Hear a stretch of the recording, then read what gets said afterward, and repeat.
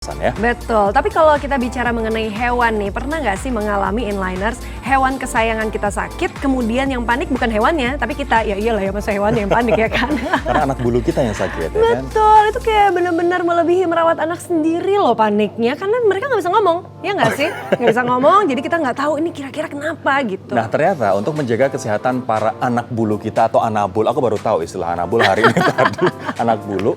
Ada banyak terapi kesehatan untuk satwa yang bisa kita tempuh. Apalagi kalau si anabul atau anak bulu ini susah banget minum obat. Kan? Bisa misalnya dengan akupuntur. Ternyata akupuntur tidak hanya untuk manusia, tapi juga untuk hewan. Tapi harus beneran dokter hewan ahli yang melakukan akupuntur ini karena titik akupuntur hewan dan juga manusia berbeda-beda. Iya, berbeda ya. Langsung kita simak bagaimana tayangan selengkapnya. Ini dia.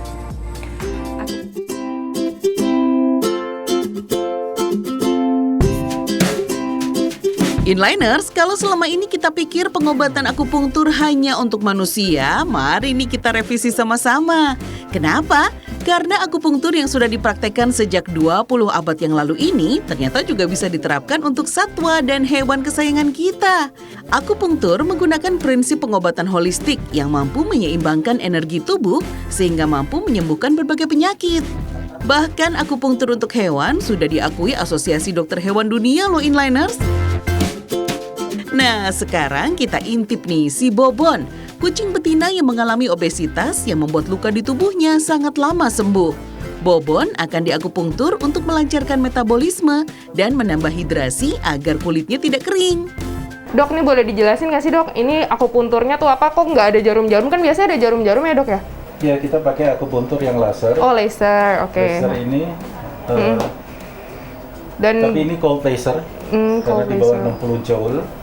Jadi cold laser sehingga tidak menimbulkan panas, tapi merangsang titik-titik akupunktur yang ada di kucing ini. Oke, dan lebih nyaman nggak sih dok buat kucingnya nantinya karena nggak jarum? Iya, karena dia tidak merasa sakit. Oh, nggak sakit ya, oke. Merasa sakit dan areanya lebih enak karena di penetration dia sampai 5-10 cm bisa masuk ke dalam tubuh. Oh, baik ya. Bobon, good luck Bobon, cepat sembuh. Hari ini, Dr. Gustaf memfokuskan pada titik-titik akupunktur yang mengendalikan paru-paru, diafragma, dan ginjalnya si Bobon. Nah, terapi akupunktur biasanya dilengkapi dengan metode moksa untuk menghangatkan dan memaksimalkan kerja akupunturnya. Moksa yang dibakar dimasukkan ke dalam alat roll, lalu disisirkan ke tubuh hewan.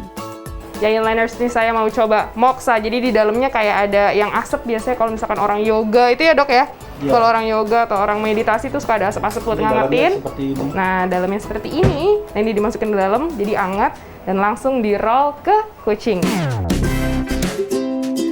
Akupunktur ini harus dilakukan oleh ahlinya ya Inliners, nggak boleh sembarangan.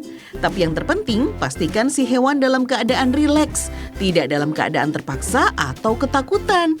Jadi, kalau menolak, ya jangan dipaksa Inliners, karena percuma aja, akupunkturnya juga nggak akan maksimal.